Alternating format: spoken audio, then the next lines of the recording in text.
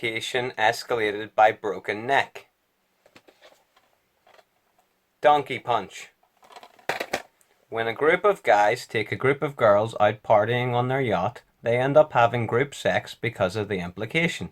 Then one guy bashes a woman, breaking her neck, so she goes overboard while the women talk their way into death sentences.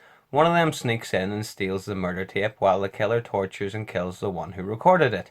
Before someone dies trying to calm things down, then his killer kills herself, leaving the sneaky girl to distract him with the tape before hanging him. Worth watching for situational horror.